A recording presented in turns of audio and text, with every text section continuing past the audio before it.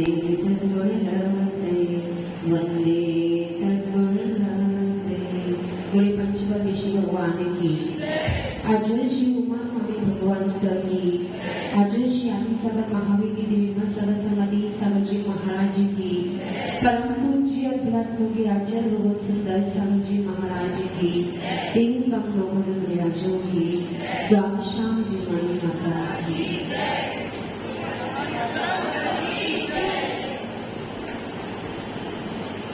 कल हम सभी ने देख लिया था कि वो पंचमेरु कहाँ कहाँ स्थित है। तो उन पंचमेरु में सबसे पहले मध्य लोक में असंख्यात द्वीप और समुद्र है, और उन असंख्यात द्वीप समुद्रों में मात्र 2.5 द्वीप तक ही, अर्थात मनुष्य लोक तक ही मनुष्य पाए जाते हैं। उसके बाहर मनुष्य का अभाव है। तो 2.5 द्वीप में ही पंचमेरु अवस्थित है।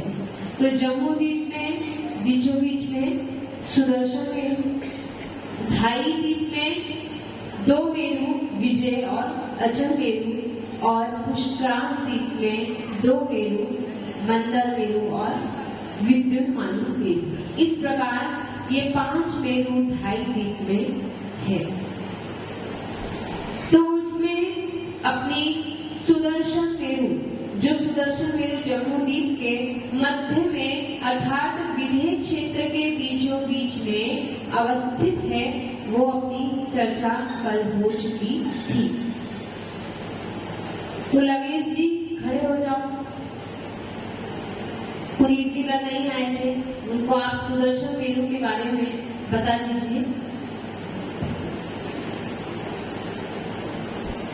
सबसे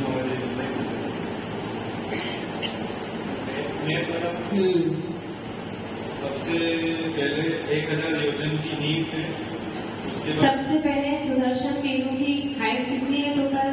1,40,000 योजन। 1,40,000 योजन। सबसे नीचे 1000 योजन की नींव है। फिर भद्रशाल वन है। 4 वन कौन से है? नाम बताओ। भद्रशाल वन, नंदन वन, सोमनस वन और पांडव वन। तो सबसे पहले है भद्रशाल वन, चित्रा पृथ्वी पर, ठीक है। उसके ऊपर नंदन वन, कितने ऊपर जाके नंदन वन है? 500 योजन भद्रशाल वन से 500 योजन ऊपर जाकर नंदन वन है। फिर 62,000 उस नंदन वन से 62,500 योजन पर क्या हो गया? सोमनाथ वन। 62,500 योजन ऊपर जाकर सोमनस वन है। उसके बाद सोमनाथ वन के बाद 36,500 पर 500 नहीं है, 36,000 पांडव वन। क्या बोला? उस सोमनस वन से 36,000 योजन ऊपर जाकर पांडव वन है। और फिर 40 योजन की चूलिका है। और इस प्रकार जब जोड़ करेंगे, नींव 1,500 योजन प्लस 62,500 प्लस 36,000 प्लस 40, इस प्रकार जोड़ करेंगे तो 1,40,000 योजन का पूरा सुदर्शन मेरु हो गया था। यहाँ तक सबको समझ में आ गया था। और हर वन की 4 दिशाओं में एक चैत्यालय है। इस प्रकार 4 चैत्यालय, 1 वन संबंधी, तो 4 वन संबंधी कितने चैत्यालय हो गए? 16 हो गए। और 5 मेरु संबंधी कितने चैत्यालय हो गए? 80। ठीक है, ये बात आपको समझ में आ गई थी बेटी? सबको समझ में आ गया ना? अब जो पांडुक वन है, जिसकी बारे में आज बता रहे थे कि पांडुक वन के बारे में थोड़ा सा समझ लेते हैं। 7 क्षेत्र थे। 7 क्षेत्र थे ना? जम्मू द्वीप में 7 क्षेत्र है। तो बीचों बीच में विधेय क्षेत्र था। हेमवत, हरि, विदेह, रम्यक, हैरणवत और ऐरावत। मैंने कल बताया था कि भरत और ऐरावत ये कर्म भूमियां हैं, बताया था कि नहीं? भरत और ऐरावत ये कर्म भूमियां, बीच में विदेह कर्म भूमि भी और भोग भूमि भी है। वो विशेष जब वर्णन पढ़ेंगे तब पता चलेगा।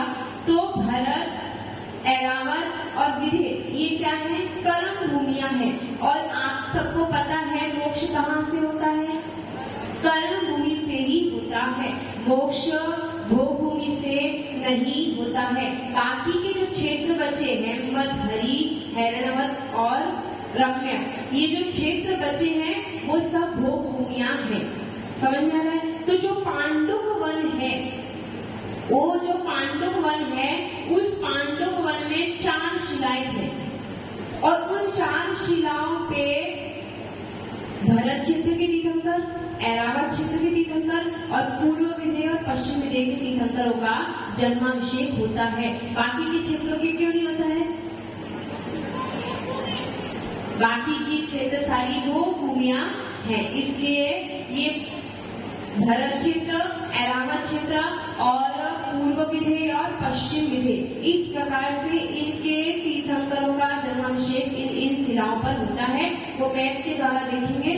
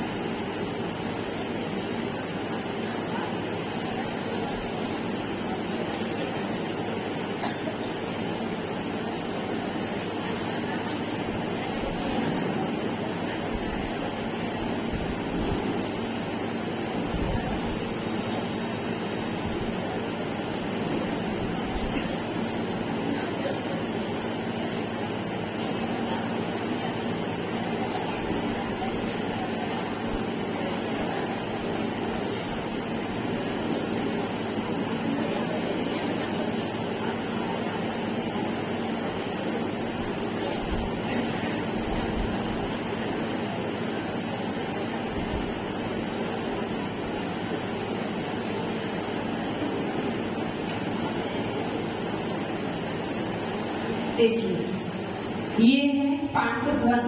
वन का अर्थ समझ में आता है कि वन में क्या होता है?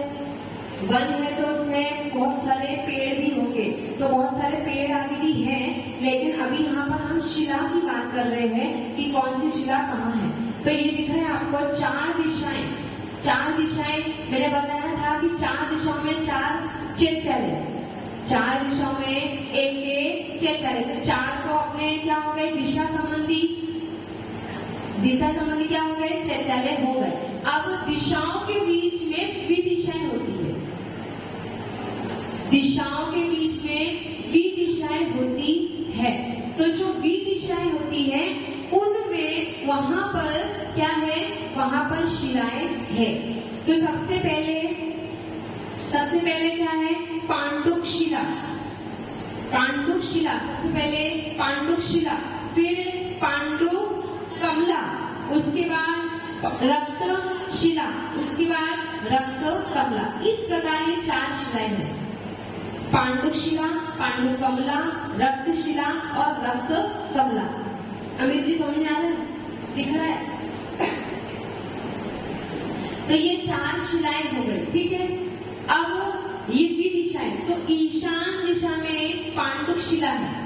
ईशान दिशा, ये जो सबसे पहले दिशा दिख रही है वो ईशान दिशा है। तो ईशान दिशा में पांडुक शिला, उसके बाद आग्नेय दिशा में पांडुक कमला, उसके बाद ये कौन सी दिशा है?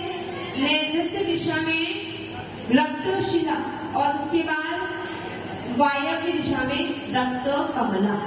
इतनी बात समझ में आ गई? क्या आ गई अमित जी?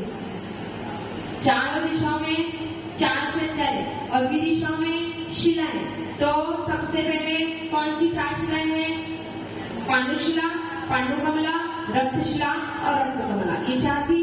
अब ये विदिशाएं हैं, तो विदिशाएं कौन कौन सी? तो नाम, ईशान दिशा में पांडुशिला, आग्नेय दिशा में पांडुकमला, फिर उसके बाद कौन सी आएगी? नैऋत्य दिशा, नैऋत्य दिशा में रक्तशिला और उसके बाद वायव्य दिशा में रक्तकमला। ठीक है, इतनी बात समझ में आ गई। तो ये जो 4 शिलाएं हैं और बीच में आपको दिख रहा होगा जैसे वो बना है ना ध्वजारोहण के लिए, वैसे ही कटनी होती है, मतलब वहां पे भी भद्रासन, ये आसन जो होते हैं ऐसे एक के ऊपर एक 3 स्टेप होती है। तो 3 स्टेप पे सबसे बीच में जो दिख रहा है, जो बीच वाला है, ये बीच वाले में भगवान का सिंहासन होता है, जहां पर ये जो इंद्र होते हैं वो अभिषेक करते हैं। ये बीच वाला जो है सिंहासन है, और बाकी के आजू बाजू वाले भद्रासन बोलते हैं। क्या बोलते हैं? भद्रासन। उस भद्रासन पर जो दक्षिण दिशा की तरफ है वहां पर सौधर्मिश का सिंहासन होता है। समझ में आ रहा है? जल्दी तो नहीं हो रहा। ये अपनी इतनी बात हो गई। अब अपन कहाँ बात कर रहे हैं? सिंहासन की बात करें तो 3 सिंहासन है। बीच वाला जो है उसको सिंहासन कहा है जिसपे जन्माभिषेक होता है तीर्थंकर का। ठीक है, आजू बाजू में इंद्र के भद्रासन होते हैं, आजू बाजू में इंद्र के भद्रासन होते हैं। दक्षिण इंद्र का दक्षिण दिशा की तरफ सौधर्म इंद्र का सिंहासन होता है और उत्तर इंद्र की तरफ ईशान इंद्र का सिंहासन होता है। यानी सौधर्म इंद्र और ईशान इंद्र दोनों जन्माभिषेक करते हैं। और आपको पता है छोटे मोटे कलशों से नहीं करते, 1 योजन इतना बड़ा कलश से अभिषेक किया जाता है वहां पर, चाहे वो आदिनाथ भगवान के काल के तीर्थंकर की है तो या फिर महावीर भगवान के। जो कलश है वो वैसा का कोई आकार वाला होगा। यदि सोचा हमने कि महावीर भगवान की हाइट कितनी थी? 7 हाथ, लगभग 7 हाथ थी, 7 हाथ। तो 7 हाथ हाइट थी तो उनके इतना बड़ा कलश कैसे ढोलेंगे? कितना सारा कैसे? ऐसा शायद प्रश्न भी उठाया था कि ये प्रश्न उठाया था कि महावीर भगवान की हाइट तो कम है और कलश इतना बड़ा है, तो किसी को शंका हुई कि महाराज भगवान डूब तो नहीं जाएंगे, लेकिन उनमें अनंत बल है, अनंत वीर है, जिससे वो जो कलश इतने छोटे से शरीर में इतना सारा पानी जल ढोलने के बाद भी भगवान को किसी प्रकार का कष्ट नहीं हुआ था। तो जो कलश है वो 1 योजन मुख वाला है। वो कलश कितना है? 1 योजन मुख वाला कलश है, उससे भगवान का जन्माभिषेक किया जाता है। तो वहां क्या बोला कि बीच वाला सिंहासन और आजू बाजू भद्रासन, जहाँ पर सौधर्म और ईशान इंद्र बैठकर अभिषेक करते हैं। ठीक है, अब जो शिलाएं हैं इनके कलर कौन से हैं? जो शिलाएं हैं वो किस कलर की है, कैसी दिखती है? तो सबसे पहली जो शिला है पांडुक शिला, सबसे पहली जो शिला है पांडुक शिला, वो कैसी है? सुवर्ण सदृश। कैसी है? सोने के कलर के समान, सुवर्ण सदृश। उसके बाद कौन सी शिला है? पांडुक कमला, वो कैसी है? चांदी सदृश। कैसी है? आप लोग पढ़ते नहीं हो, आप लोग स्वाध्याय नहीं करते हो। आप लोग स्वाध्याय करो, सच में वो चित्र वगैरह मोबाइल आप किस किस ने देखा एनिमेशन? पंचमेल विजय वाला सुनी किसी ने? टाइम नहीं है, 5 मिनट नहीं है अपने पास में। सुनी अपने वर्षन की? कैसा लगा सच में हम वहां पहुंच गए, इतने अच्छे से वो चित्र सहित बोल रहे हो, इतना अच्छा मतलब भाव लगेंगे, इतने अच्छे से वहां समझाया जाए, क्योंकि अपन समझ रहे हैं चित्र को तो फिर अपन को बहुत अच्छा लगेगा। तो जो पांडुक शिला है वो कौन सी है? सुवर्ण सदृश। उसके बाद पांडुक कमला का कलर कौन सा है? चांदी सदृश। पांडुक शिला, पांडुक कमला। उसके बाद रक्तशिला, रक्तशिला का कलर है तपाया हुए सोने के समान, तपाए हुए स्वर्ण सदृश। उसके बाद जो रक्त कमला है वो रुधिर वर्ण सदृश है। ये शिलाएं इस प्रकार की कलर की होती हैं। समझ में आ गया? यहाँ तक की बात हो गई। अब क्या रह गया? धनपाल जी, मेन बात तो रह गई, क्या रह गई?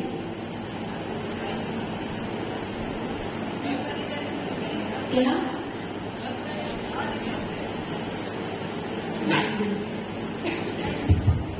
अच्छा, कल थे नहीं आज वाला समझ में आ रहा है? वो लवीज जी ने समझाया, समझ में नहीं है आपको?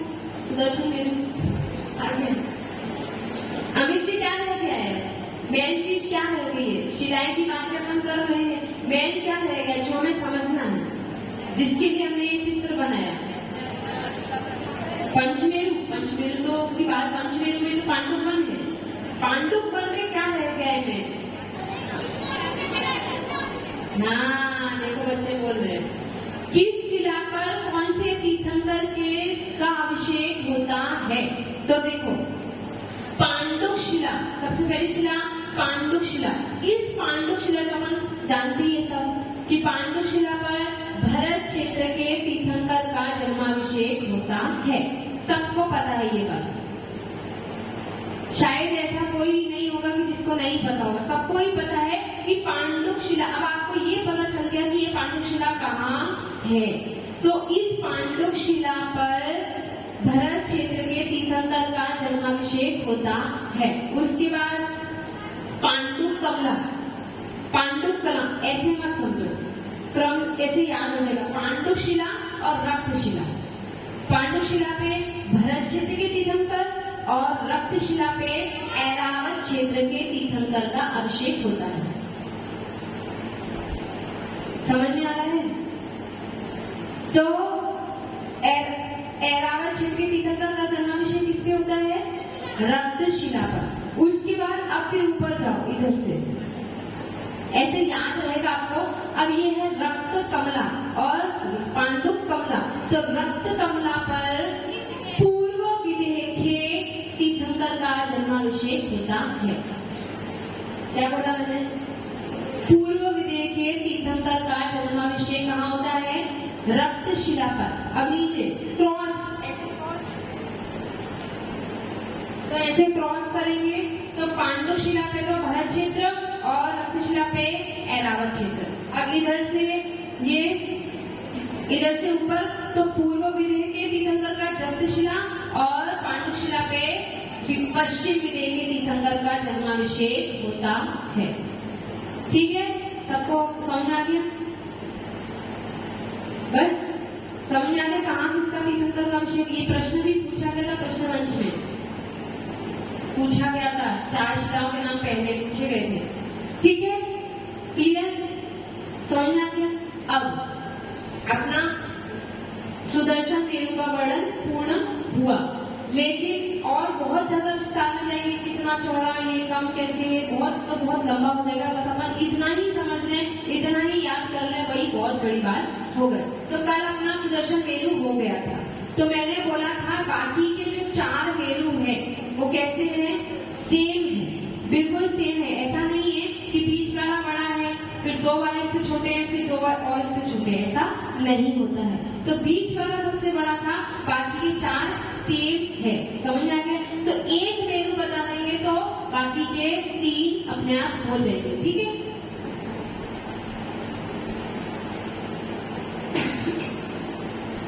तो विजय, अचल, मंदर और विद्युन्मानी। राजू जी, विजय मेरू कहाँ है?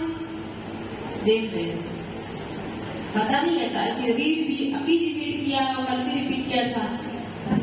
विजय मेरू कहाँ है? अमित जी, अमित जी को दो। नहीं, पर अभी तो बोल रहा।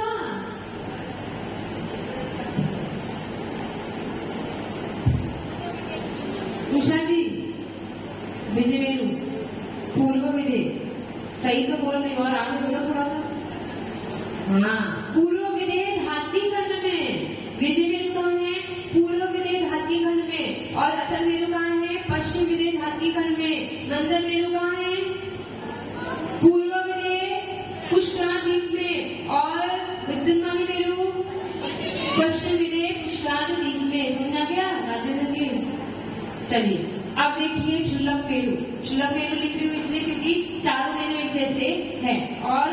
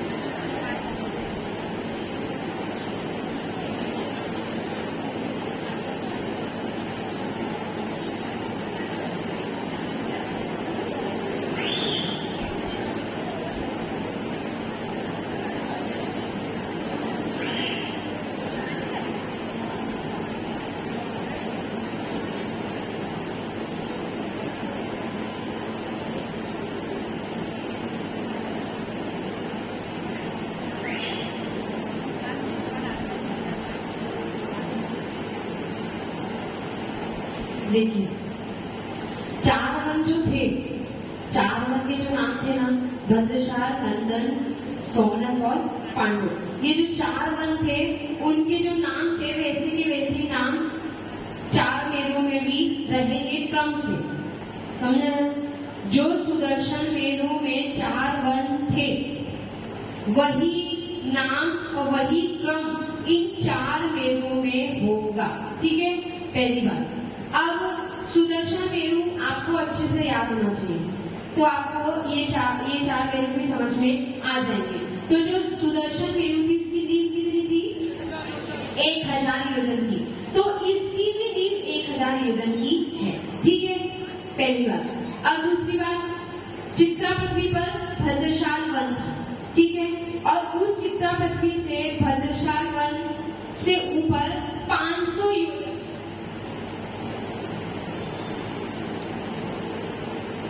उस चित्रा पृथ्वी से 500 योजन ऊपर जाकर कौन सा वन था? नंदन वन। कहाँ पे? सुदर्शन मेरु। सुदर्शन मेरु में क्या व्यवस्था थी कि भद्रशाल वन से नंदन वन 500 योजन ऊपर जाके था ना? वैसा ही सेम इस 4 मेरु में भी, शुल्लक मेरु में भी 500 योजन ऊपर जाके सेम व्यवस्था, ठीक है? अब अंतर कहाँ पड़ रहा है? बस 2 जगह पे अंतर पड़ेगा। जहां सुदर्शन मेरु में 62,500 योजन था, यहाँ पर 55,500 योजन है। कितना है? 55,500 योजन, ठीक है? वहां पे 11,000 योजन स्ट्रेट गए थे, लेकिन यहाँ पे 10,000 योजन स्ट्रेट चाहिए। बस इतना ही अंतर है, समझ में आ गया? वहां पर 62,500 योजन था, यहाँ पर 55,500 योजन है। वहां पर 11,000 योजन स्ट्रेट गए थे, यहाँ पर 10,000 योजन स्ट्रेट गए। ये हो गई। अब उसके बाद सोमनस वन से ऊपर क्या है? पांडुप वन। तो सोमनस वन से पांडुप वन वहां पर कितना था? कितना था जी? वहां पर मतलब सुदर्शन मेरु में कितना था? सोमनस वन से पांडुप वन 36,000। तो यहाँ पर है 28,000। समझ में आया? यहाँ पर 36 की जगह 28,000 योजन है। तो वहां पर 11,000 स्टेट गए थे, यहाँ पर 10,000 जाना। ये 2 अंतर समझ लेना। वहां पर 11,000 स्टेट जा रहे थे, तो यहाँ पर 10,000 जाना है। और 2 जगह पे अंतर करना है। वहां 62,500 था, तो यहाँ पर 55,500, और वहां पर 36,000 था, तो यहाँ पर 28,000 योजन। समझ में आ गया? तो इसकी टोटल हाइट हो जाएगी, नींव से नहीं जोड़िए, नींव से जोड़ेंगे तो 85,000 होगी, और बिना नींव के जोड़ेंगे तो 500 प्लस 55,500 कितना हो गया? 56,000, और 56,000 प्लस 28,000 84,000 योजन उसकी हाइट हो गई। किसकी? उन 4 मेरुओं की, 4 जो शुल्लक मेरुओं की। समझ में आ गया? अंतर समझ में आ गया? कुछ पूछना है? समझ में आ गया? चूड़ी का भी जोड़ देंगे तो और 40 जुड़ जाएगा, और क्या? लेकिन शास्त्र में 84,000 योजन इन 4 शुल्लक मेरु की ऊंचाई बताई है, ठीक है? एक बार और देख लो। सबसे पहले भद्रशाल वन, फिर नंदन वन, फिर सोमनस वन और पांडुप वन। तो भद्रशाल वन की 4 दिशा में एक क्षेत्र है, और भद्रशाल वन से 500 योजन ऊपर जाकर नंदन वन, और उससे 55,500 योजन ऊपर जाकर सोमनस वन, और उससे 28 योजन ऊपर जाकर पांडुप वन। इस प्रकार ये 4 वन है। 4 वन के 4 दिशा में एक क्षेत्र है। इस प्रकार 16 क्षेत्र हो गए, और 16 × 4 तो कितने हो गए? 80 का हो गए। 16 × 4 शुल्लक मेरु 64, और 12 जोड़ देंगे, बाकी और 16 जोड़ देंगे तो 80 हो गए, ठीक है? समझ में आ गया? इस प्रकार ये 5 मेरु का वर्णन पूरा हुआ, ठीक है? तो अब आपकी जब पूजा आएगी, पूजा पंचमेरु की करें, तो भाव लगाएं कि ये मेरु कहाँ अवस्थित है, और इनकी हम वो आकृति में, जितने भी ये मंदिर हैं सारे के सारे आकृति मंदिर हैं। और सुनो एक बात, ऐसा आता है शास्त्र में कि ये अकृत्रिम चैत्यालय हैं और इन अकृत्रिम चैत्यालयों में 108 प्रतिमाएं हैं। कितनी? 108। अपन इतना छोटा दिख रहा है, बहुत बड़ा है ये मेरू। एक चैत्यालय के अंदर 108 प्रतिमाएं, और वो भी कितनी बड़ी? 500 योजन, 500 धनुष बड़ी प्रतिमाएं हैं। और देख के ही वो अपन पंचमेरु पढ़ते हैं लोग, नयन क्या पढ़ते हैं पता नहीं, तो उसमें बहुत अच्छी छंद में शब्द बताए कि उनकी आंखें कैसी है, मुख कैसा है, ओठ कैसे, इस प्रकार से वो प्रतिमाएं कितनी सुंदर है। अपन गोमटेश बाहुली जाते तो उतनी हाइट देख के ही भाव उतने उमड़ आते हैं, तब साक्षात जब इतनी बड़ी बड़ी प्रतिमाएं वो भी कितनी सारी देखेंगे तो कैसे भाव बनेंगे। तो ये भावना भाव कि मिथ्यात्व पूर्वक मरण ना हो, सम्यक पूर्वक मरण करेंगे तो फिक्स कौन सी गति है? देवगति। और देवगति देव बन के आप यहाँ पंचमेरु की वंदना करने जा सकते हो, नंदीश्वर जी की वंदना करने जा सकते हो। समझ आया ना? सम्यक के साथ अगर मरण करोगे तो। इसलिए जिनका भी मिथ्या दृष्टि है, मिथ्यात्व पड़े हैं, मिथ्यात्व छोड़ो, बहुत सारी उपलब्धियां मिलेगी आपको जब आप सम्यक को धारण कर लोगे। बोले आचार्य भगवान सुंदर सागर जी महाराज की।